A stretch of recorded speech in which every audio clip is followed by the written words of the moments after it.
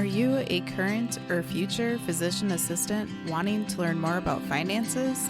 Then join me on this journey to become a PA the FI way. Hi, my name is Kat, and I'm a practicing certified physician assistant who will be your host. It took me 5 years after I started practicing medicine as a PA to thoroughly dive into my personal finances after I discovered the concept of financial independence. I want to use what I have learned to help you avoid some of the financial mistakes that I have made while sharing some of the financial wins that I have had along the way. Join me as we discuss financial strategies to guide you to becoming a physician assistant on the way to financial independence.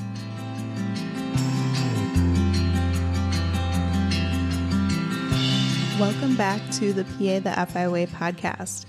This is your host, Kat, and I'm so excited that you're able to join me for today's episode. This episode is launching on Christmas Eve, which is really exciting. And I hope that you all have some fun and relaxing holiday plans with your family and your friends and your loved ones. I'm really excited for today's episode because I get to share with you details about our recent trip to Costa Rica. And I'm also going to integrate information about travel hacking utilizing travel rewards that are earned with credit cards. So the episode kind of has dual purposes, and I'm really looking forward to sharing this information with you.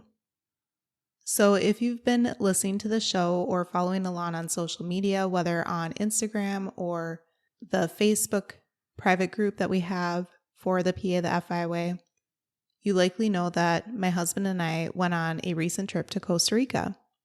So I want to talk about why we chose this trip in particular, how we got a lot of the trip covered through using travel rewards, as well as what travel rewards are, some good credit card options to consider, what some of the activities are that we did on the trip, and then what were some of the downsides or a few somewhat disappointments overall. So I first want to talk about why we chose this trip in particular. I really should modify that statement and say that I really thought that this trip would be interesting. And I had to do my research and then convince my husband to come along and join me on this trip because I've mentioned before he really is a homebody and doesn't like to travel too much. So I have to convince him to try to explore different places sometimes with me. But whenever he goes, he enjoys it and has a blast. So he just misses his home as well as our dog that we have. Leading up to the trip, for example, he was researching how safe Costa Rica is. And I kept having to encourage him and say, it's very safe. Sure, things can happen anywhere, but we also live in a suburb of a major city that you hear bad things happening all the time. So you have to live a little in life, right? So besides the obvious reasons for choosing Costa Rica, which include warmth in the winter when we went, being able to relax on some beaches. We're from the upper Midwest, so it was a great time of the year to go. The beauty of the new country, the different types of adventures and activities that you can do in Costa Rica, and then obviously the coffee and chocolate, both of which the country is known for. So why we chose this exact place that we stayed, which was the Andaz Costa Rica resort at Peninsula, Papagayo, which is a Hyatt hotel, was because that I heard this hotel mentioned on an episode of the Choose a Fi podcast, as well as I had heard about how Southwest flies there, and you can utilize the companion pass, which we'll talk a little bit more about later. So with this hotel in particular, it's a very nice and luxurious hotel, but the value that you can get for your points when you're redeeming them is superb. So I thought that it looked like a really fun place to visit for a really good value. So what activities did we do in Costa Rica? Southwest flies to the city of Liberia, which is not a different country. So it's not the main airport in the capital city of San Jose.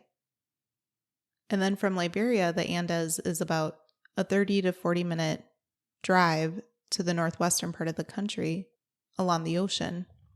We decided not to rent a car there and decided to utilize shuttles that we paid for. Some people choose to use taxis. But the hotel has a small beach that's right next to it. The hotel is up on a hill, so you have to walk down several stairs to get to the beach. But at this beach, it's not a very nice beach to necessarily hang out at. They do have some water activities there, but their main beach that they take you to, they have free shuttles that run there to the Andaz beach house. And on this beach, they have a little restaurant that they serve food or beverages, ice cream, things like that. But at this beach, there's a ton of monkeys that hang out there. So they have these white-faced monkeys, or what most of them that hang out there are called. And it was really fun because they were all over the place, running around, jumping around in the trees. We even got to see baby monkeys ride the back of their moms. So I had a lot of fun watching the monkeys as well as taking pictures of them. They also provide free rentals of different water activity sports. So my husband and I did stand-up paddleboarding because we have some here that we use at local lakes. And then they also have snorkeling and kayaking that you could do for free, which we ended up not trying those. It was pretty windy when we were there, so there were actually waves for several of the days, and we just didn't necessarily feel like swimming in the ocean too frequently. So our first adventure that we did in the area was that we went to an adventure park. And this place was called the Diamante Eco Adventure Park. It was pretty close to where we're staying, again, about 30 to 40 minutes away. And with this park, you could choose to get a pass that does several things throughout the park, or you could pick and choose which of the activities you wanted to do. We ended up doing the adventure pass. And with this pass, we started with ziplining, and then we toured an animal sanctuary. Then we had a delicious buffet lunch, and then did a culture tour as well later in the day. So I'll talk about each of those briefly here. So with the ziplining, it's very interesting because they actually have a zipline that is called the Superman zipline. And it is a dual zipline, meaning that you can go down side by side with someone. And it's an ocean view because it starts really high up on, I guess it would be a small mountain, or maybe a large hill. I don't know what you would call it. And you're riding side by side, and you're riding crazy high up in the air. You actually have to take this bus to go up to the top of this place. And you're overlooking the ocean as you're going down on the zip line head first. They put this harness over your regular harness, so you're almost like laying in this harness as well. And then you zoom and fly overhead. And when you are down below, these people look so small up there, and you hear this whizzing sound on the zip line. And we're like, what in the world are we thinking? But it was actually so fun. We both are not a fan of heights, but we're both really glad that we did that zip lining. I definitely plan on posting some pictures of this as well on Instagram and probably Facebook too, so make sure that you follow along at PA the FI Way. In the group right behind us, there was a 70-year-old couple that did it as well, so they were like, if we can do it, you guys can all do it too, so it was really funny. They also had 3 other normal zip lines where you're just kind of sitting in the harness and go down the zip line like normal, and that was still really fun too. Then the wildlife animal sanctuary is where they have several different types of local animals that wouldn't necessarily do well or thrive or survive in the wild, so you got to see them, kind of like a zoo essentially. So got to see a jaguar and sloths that were sleeping, so that wasn't super exciting. And then they had a butterfly garden and things like that. We later did this culture, they called it a tour, but it was essentially a presentation. And there was a local that was presenting about coffee, sugarcane, and chocolate.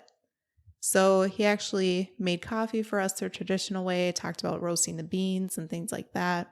Then he showed us a piece of sugarcane, and then he showed us how it is essentially smashed through this machine and rolled. And we got to try some of the sugarcane juice after drinking some of that coffee that was made for us. And then finally, he cut open a cacao fruit. So we got to look at it. We got to taste some of the flesh that they actually eat often. And then he had shown us how the chocolate eventually gets like roasted and things like that. And it's a long process to make chocolate, but he showed us how you can make chocolate with the chocolate nibs. And we were able to make a little bit of chocolate and taste it ourselves. It was so good. The next day down there was actually my husband's birthday. And so he chose the activity that he wanted to do, which was he decided that he wanted to do like a 4-wheeling or ATV tour. And instead of us each having our own, we decided to just use the side-by-side one so he could drive and try to have fun and I could just relax and not be all stressed out with trying to keep up with everybody. Because although I sometimes drive a 4-wheeler, it's not the thing that I'm used to. I didn't grow up with one, so not really great at it, but it was still fun. And then we went to a nearby town and had some birthday lunch and shopped for souvenirs. And throughout the whole trip, I kept saying things like, oh yeah, tomorrow is his birthday. And then on his birthday, I would say, today is his birthday. And then I would say, oh yeah, yesterday was just his birthday. And we were able to get all sorts of free desserts and cake and things like that. And Hyatt even had a birthday cake for him in the room, which is really nice of them. So I highly recommend that if you are traveling, don't be ashamed or afraid to say that it's your birthday or anniversary or honeymoon or whatever you're celebrating on your trip. Then the next day, we were just going to relax and hang around the resort area, but we started talking to one of the guys on the beach that helps organize some of the tours and things like that. And so we decided to go ahead and do some sport fishing with them in the ocean because their price was pretty much about half of what it would have been booked through the hotel. So we booked that for the next day. And that was after we got some massages on the beach, which were really nice as well. So the next day we woke up early and fished, and we only got one fish, but it was a mahi-mahi, which was amazing and delicious. So my husband was able to reel that in, and we were going to see if we could get any more, but we couldn't for that trip, but it was still really fun. So they offered to cook and grill it for us for lunch, but we decided that we'd rather have it for dinner. So we brought it back to the hotel and gave it to the chef, and he held it for us while we went jet skiing that day after we had our COVID test before having it to come back the next day to the US. So we did not have to test for COVID going down there, but we had to test for COVID coming back into the United States. The Andaz offered COVID testing, which we could book through them. We did have to pay for it. So after that, then we had our last dinner there. And Brian said that he told the chef to just prepare it however he would normally prepare mahi-mahi and kind of let him decide what to do. So it started with this delicious ceviche. And he made it this tropical way, he said. So like tropical fruit juices and some fruits in there, but then tomatoes and everything like that. And the flavor was just so good. I'm going to be dreaming about that ceviche. It was delicious. Then after that, we had a plated dinner with the mahi-mahi and then various sauces, as well as rice and things like that. It was definitely the best meal of our trip. There was a cost to the meal, but it was a lot cheaper than the other meals because we provided the fish from catching it. So how much of this trip was actually free for us by using travel hacking from travel rewards with credit cards that we've signed up for? So our complete stay at the Andaz Hyatt Hotel was completely free, paid for points. There were actually no resort fees even or hotel taxes or anything like that. So it was just straight up 20,000 points per night. So how the points redemption works through Hyatt is that there are different hotel categories. So depending upon the category, that's how many points that there are that you would redeem. So 20,000 points is for a category 5 hotel. And it looks like, for reference, a category 1 hotel is only 5,000 points per night, and a category 8 hotel is 40,000 points per night. So again, it just kind of depends upon where you're going, and these are all for standard rooms. There are also suites that you can do, and premium suites and things like that through Hyatt, which we didn't do for this trip. Then we used Southwest points to pay for my flight. So my flight was free utilizing the points. But then I had the companion pass. So that means that a companion who I've designated can fly with me as well. So my husband came along for free. However, you do have to pay taxes and fees for the flights. But it was only $80 or $81 each to fly round trip for the taxes and fees. So for about $160, we were able to, the two of us, fly to Costa Rica and back from the upper Midwest. When I was booking the hotel and the flights, I actually recorded how much these would have cost if we paid for out of pocket. So we originally planned for 7 nights at the hotel, and I will talk about that later. But again, 7 nights at the hotel would have been 140,000 points. When I booked this place in June, the standard room that we were in would have been $370.50 each night, which would have been $2,593.50 for the base cost. Then an additional cost of $311.22 for resort fees, plus $377.61 for sales tax. So that would have been a total of $3,282.33. Again, if we would have stayed the 7 nights.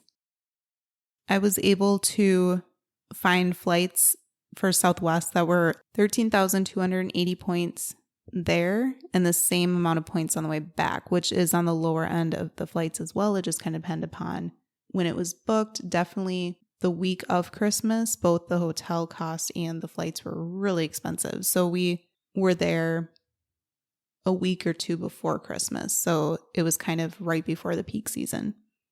So the flights would have been for 2 people, $640 plus taxes and fees of $267.36. So a total of $907.36. And instead, again, we paid $160 total for the 2 of us to fly round trip there and back. So folks, this is literally the definition of travel hacking. Had the stay at this luxury hotel for free and then the flights super cheap. And so how do you travel hack? Most people get the most bang for their buck by utilizing credit card sign-up bonus points that you earn. I have done a whole episode about travel rewards to earn for travel, which was episode 22.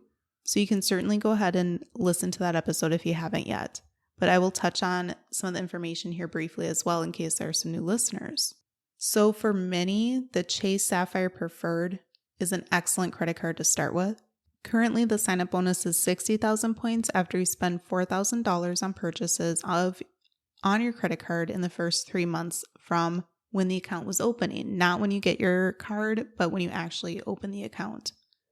So this card is really great for a number of reasons, but one of them is that it has many transfer partners.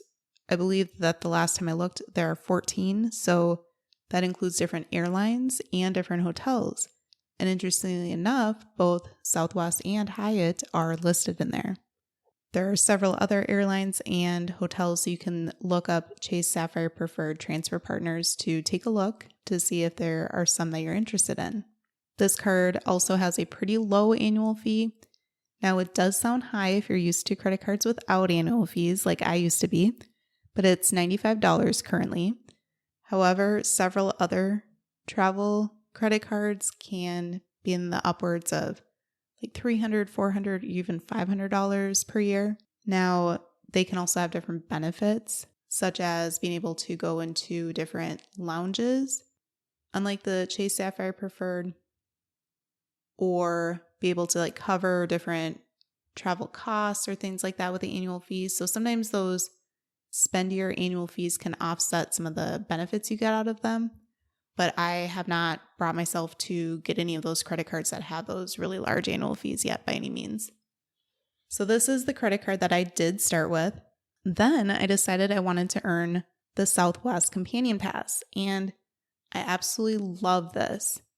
So with Southwest, you first would want to look up a Southwest flight map to see the different cities that Southwest flies to.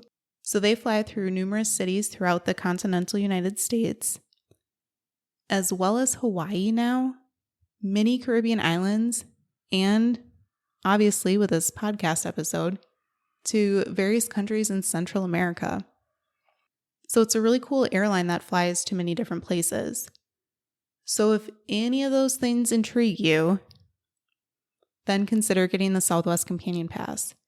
And now is a really good time of the year to also consider this. And I'll let you know why.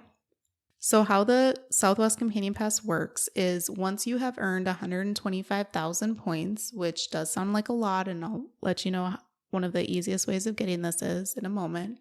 Once you earn that, for the rest of that calendar year and the whole following year, you can designate a companion to fly for free with you. That can be a spouse or family member, it can be a friend.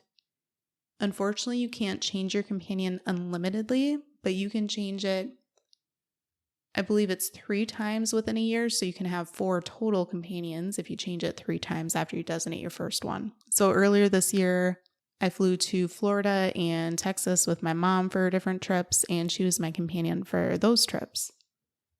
So I think that this is something that's so cool to try to aim and earn for. After the 2 years are up, again, if you have a significant other, they can then earn a companion pass and you can become their companion. So you guys can kind of flip-flop. Or I've heard of families of 4 have their kiddos be their companion, where the 2 parents have the companion pass each, and then their 2 young kiddos come with them on trips for free. Again, there are taxes and fees involved even when you are redeeming points, so you do have to pay some cost. But if I recall, the flights from Florida and Texas, the taxes and fees were like $10 or something like that. They can be very minimal when it's domestic flights. They do become a little bit more expensive internationally, but they're still super cheap compared to paying the full price of the flight. So one of the quickest ways to earn a Southwest Companion Pass would be to get both a personal Southwest credit card and a business Southwest credit card. Now, I can almost hear many of you saying, oh, I don't have a business, but do not fret. A simple Google search can show you how there are many types of businesses that can count for a small business to be able to qualify for these business credit cards. So, for example, if you sell things online, if you regularly sell on eBay at times, or have an Etsy shop, or coach a team, or provide music lessons, shovel snow for pay, or even an independent contractor, such as working for Uber or Lyft or deliver food for DoorDash or Grubhub, then you can qualify as a small business owner. Again, I encourage you to not be deterred by that. It's completely legal because you are technically a small business when you are operating by doing these side hustle things. So don't feel as though you have to have a true LLC or a big business to qualify. If you are really wanting to pursue the Southwest Companion Pass, I personally would encourage you to consider trying to apply and get approved for that business credit card first instead of the personal one, because if you don't get approved for that business one, it would be a real downer if you're like, oh shoot, I already got my points for my personal credit card, but I don't even qualify now for my business credit card. So it is really important that you formulate a plan when you are considering these things. I've also gotten the Chase Business Inc. credit card too, so a business credit card for more Chase points. So after those 4 credit cards, so the Chase Sapphire Preferred, Chase Business Inc., a personal and a business credit card for Southwest, I probably should flip those saying business first to make sure that you qualify and get approved. Then I knew that we were going to be staying at this Hyatt Andaz hotel in Costa Rica, so I decided to get the Hyatt credit card next because I could use those points directly through booking with Hyatt. So after I redeemed my points through Hyatt, I was still short of the 140,000 points that I thought we were going to need for the 7 nights. So what you can do then when you are ready to redeem points is you go to your Chase Ultimate Rewards portal where all of your points are stored. Then you transfer them to their transfer partners. So I transferred the amount of points that I needed to Hyatt. And then once it showed up in my Hyatt account, I was able to book the stay with all of the points. And that process can take some time, I've read and heard, but honestly, the 2 times that I've done it, it's been very, very quick, like a few moments. Okay, so I have sufficiently gone off on the points tangent, but I hope that you learned something through all of that. I feel as though it's one of the best paying hobbies out there besides personal finance, obviously, because travel is something that I highly prioritize in my life, and I am not willing to not travel on the way to financial independence. So if that's the case for you, or even if you don't necessarily like to travel overseas very frequently, but have a lot of family throughout the country or friends throughout the country, and you just fly a lot throughout the United States, I encourage you to consider utilizing travel rewards so you can travel hack and earn some free travel. I've also written a blog post about travel rewards on the PA the FIA website, and I will link that in the show notes as well. But in there, I do talk about some things to consider before diving into travel hacking. And these things include that you need to have a pretty good credit score. So even a moderately good credit score, you might not be able to actually qualify for some of these credit cards. You can do your research in Google and kind of see what people think that it's at currently. Sometimes I feel like different companies might become a little bit more strict at times, but that's something to consider. You also need to be able to pay off your credit cards on time and in full every single month. If you carry a balance on your credit card and you are earning astronomically high interest fees, then those obviously offset the reward of earning free travel. So you do not want to carry a balance. Travel hacking is only for responsible credit card users. And before, when I said for the Chase Sapphire Preferred how the current spend requirement is $4,000 in 3 months, you might say, holy cow, that's a lot of money to put on a credit card. Well, truthfully, if you are putting every single spend on there that you can, such as groceries, activities for your kiddos, clothing, restaurants, entertainment, etc., it does really add up. You also, though, should not open a credit card if you cannot meet the minimum required spend. If you're like, hey, I just know I would never spend $4,000 in 3 months on a credit card, then travel hacking is not for you because there's really no point in it. And then one final thing to consider before diving into travel hacking is that if you are trying to qualify for a large loan, such as a potential mortgage coming up, or if you're trying to refinance your mortgage soon, then you probably should not be opening up a new credit card either, because then that can cause some issues with trying to qualify for those things. Travel hacking can affect your credit score slightly, but it's only by a few points for when those hard pulls are completed on your credit card. So again, I don't really care if my credit score drops by a few points if I get thousands of dollars worth in free travel. Travel hacking can be really good for you too if you are really flexible with your travel.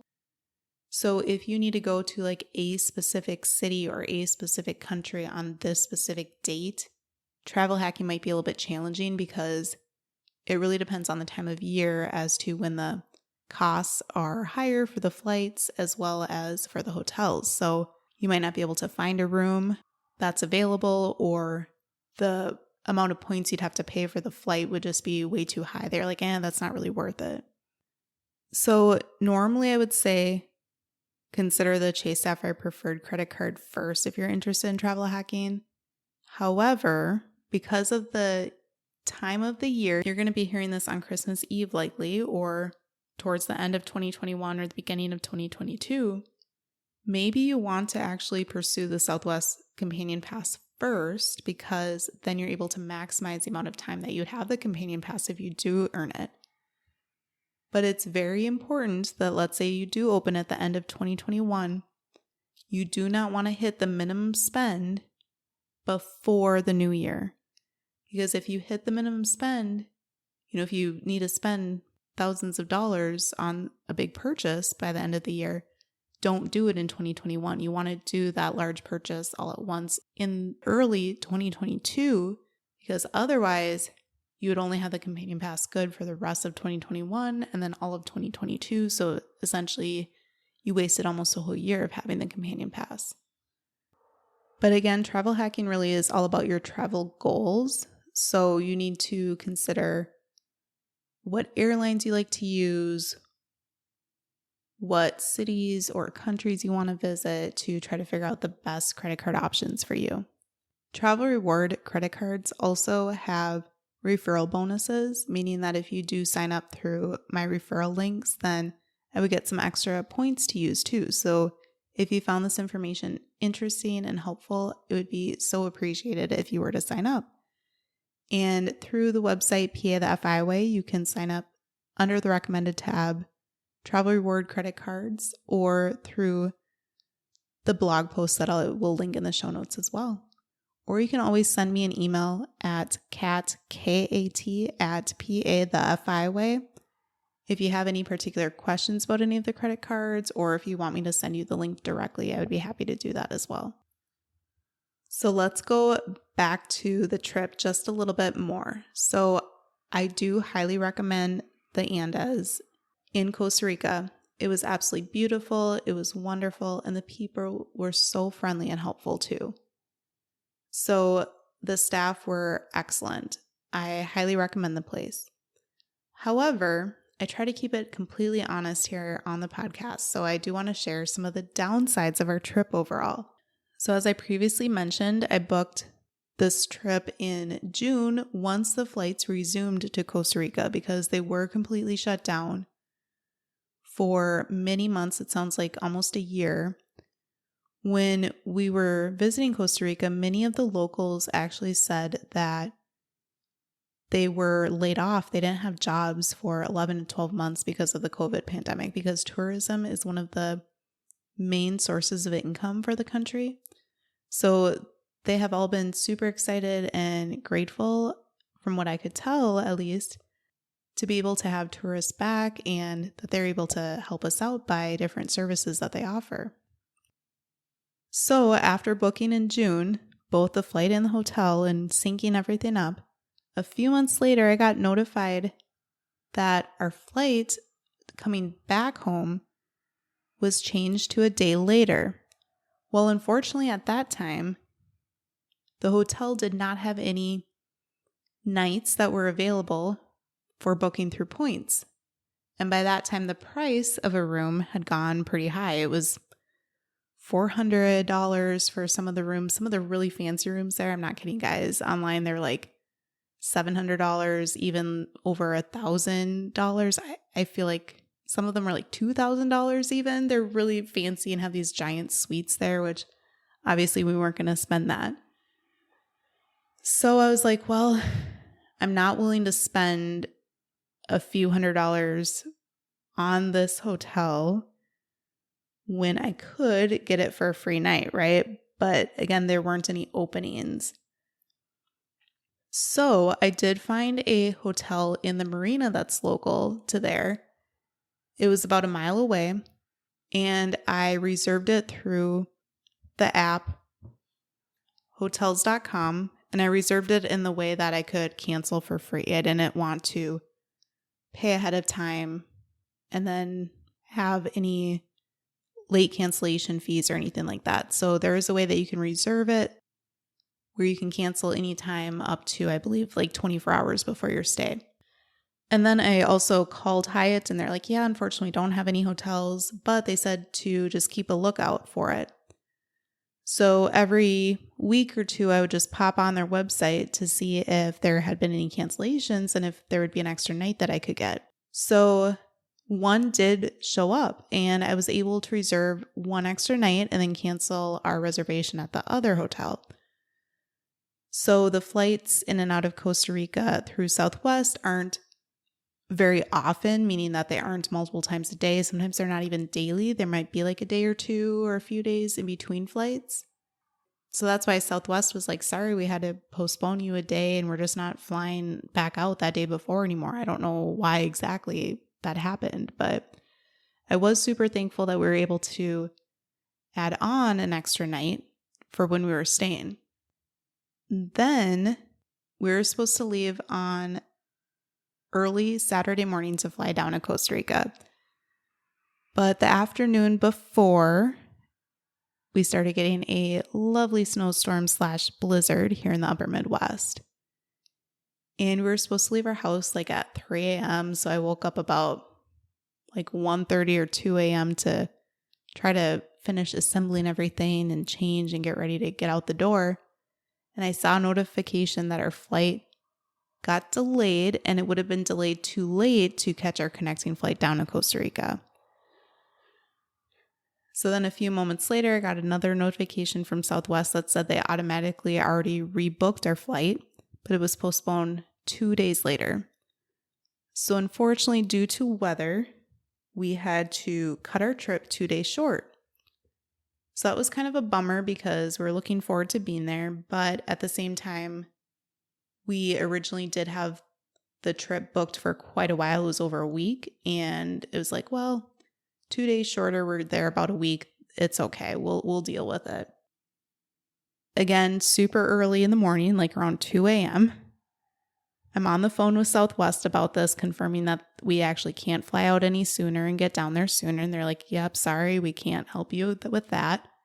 So then I contacted Hyatt right away and I said, hey, due to weather changes, we have to cut our stay 2 days short. So please change our arrival time to this date. And they're like, oh yeah, no problem. We'll do that. And I said, okay. And I said, just curious, what ends up happening with those points that I booked the hotel with? Because I was concerned I was going to lose them.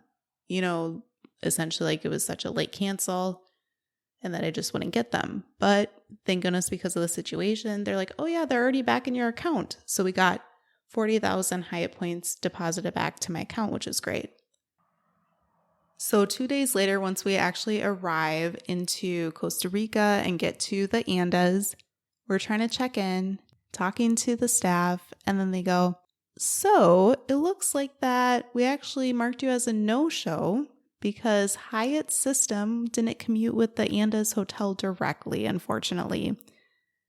So even though the hotel is a Hyatt, there was some type of glitch in their system that it looked like on their end we just didn't show. And so they had to find a room for us and recheck us in and things like that. And again, they were very helpful and nice about this. I do really appreciate that. Then you have to laugh about these things, right? A few days later, I'm looking at my credit card charges, and they do have to put a large sum on a credit card that they penned for incidentals just in case. But I saw this other charge of like $618, and I was like, what is that from? And it was charged from the hotel. And so I talked with staff again, and what they said was that when we were marked as a no-show somehow, they ended up charging us for that no-show. But they recognized again that this was due to Hyatt's glitch in their communication with Andaz Hotel. And so they're like, yeah, obviously this was a mistake and you can't, and you shouldn't be allowed to, be charged for this. So what they ended up doing was using that as a credit towards our room charge. So throughout the stay, whenever we were using our credit card on site, then it was just getting charged to the room overall. So just kind of a running tab essentially. So they did reconcile that situation as well. Again, a few glitches here and there, so to speak, but it was still a really fun trip overall. I do have to say though, that one of the main downsides of staying where we stayed was how expensive the food was there. So first of all, this place is not an all-inclusive resort unless you specifically add on the all-inclusive part. And they mentioned when we were checking in that it would be $150 per person per day. So that would have been $300 per day for food and beverages. And we looked at each other and just kind of laughed because we're like, yeah, no way. However, ordering at the restaurants that they have several restaurants on site, or on the Peninsula, you can also go to other hotel restaurants too if you want to, but they were all pretty high in price. Not only was the food expensive for a dollar amount, but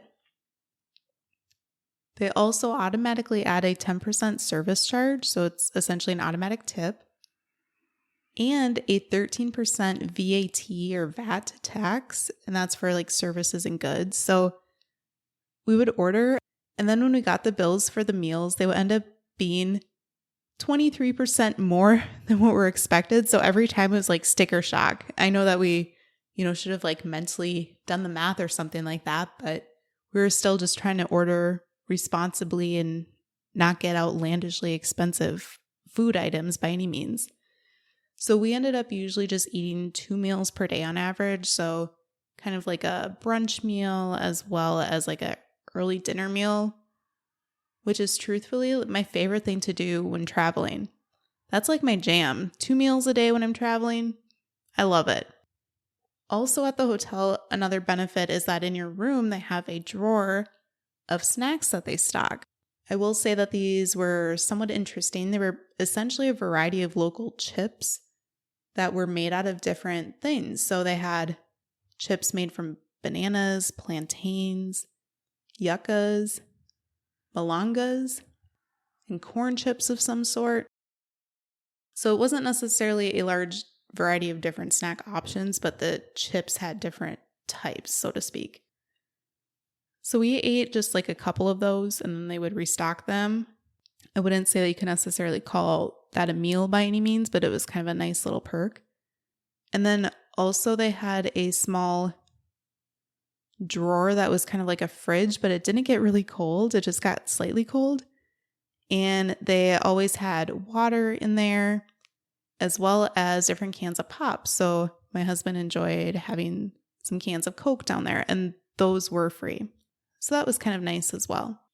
So overall, I think that the trip was great. It was a beautiful place to visit.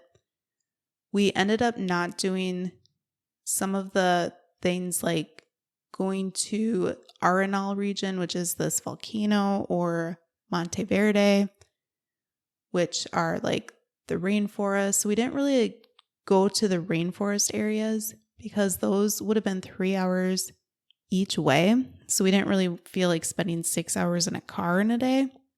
But I always have to remind myself when I travel that you can always visit the country again in your future if you'd like, and then go to different areas of the country as well. But I overall would highly recommend this place. Again, just be open-minded that the cost of the food is pretty darn expensive, unfortunately. Also, those activities that we did were usually a few $100s total for the two of us, so those added up with time too. So our total cost for the trip with food, shuttles, activities, a few souvenirs here and there, COVID tests to come back to the United States was right around $2,400. Now, maybe there were ways that we could have saved a little bit more on food or the activities overall, but we were really happy with the activities that we ended up doing, and the food was pretty good, just that, it seemed like it was pretty expensive for the food that you were getting, so that part was kind of a bummer. Besides that last night of the mahi-mahi, that was an amazing dinner. So honestly, I would say that amount of money was a pretty good amount to spend for about a week in Costa Rica.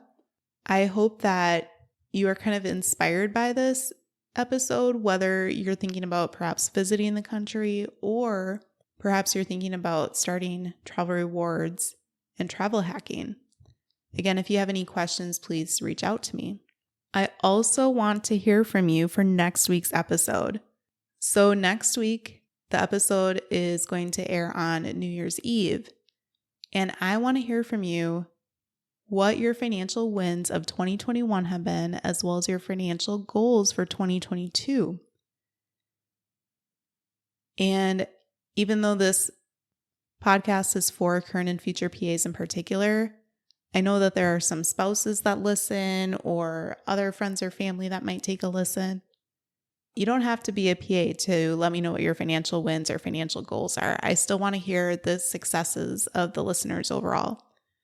So you can either comment on the Instagram page or Facebook page on the post that I made about this, or again, you can DM me or send me an email to kat@pathefyway.com and let me know what your financial wins and financial goals are. And then you can definitely include your name if you'd like a shout out to on the episode. I want to wrap up this episode by saying Merry Christmas.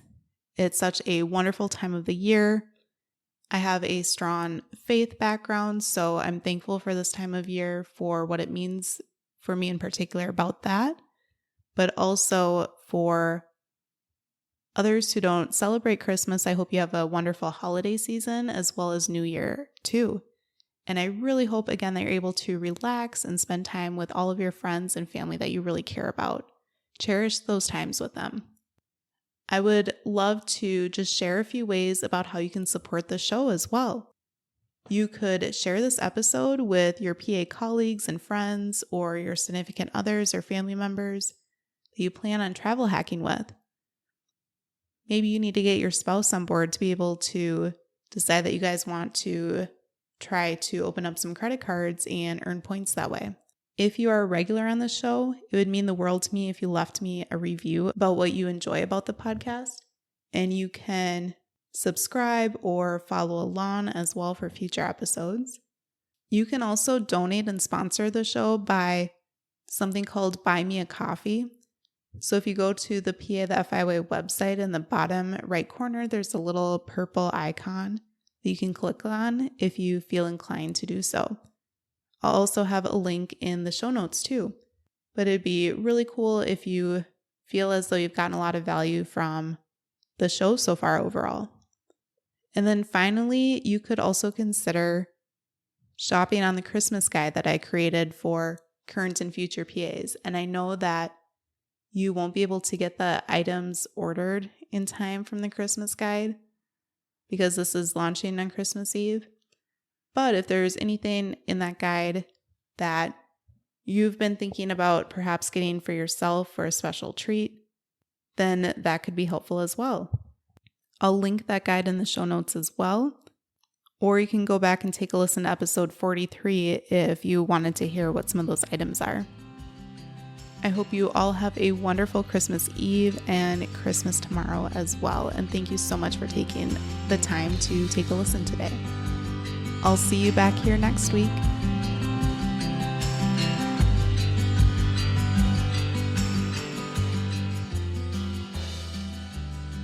Thank you for tuning in, and I hope that you decide to continue to join me along this journey of becoming a PA the FI way. Please take a moment to press the subscribe button on the platform that you are listening to this on, but more importantly, consider sharing with another current or future PA that could benefit from the information that we reviewed in this episode. Take care and have a great rest of your day. Until next time.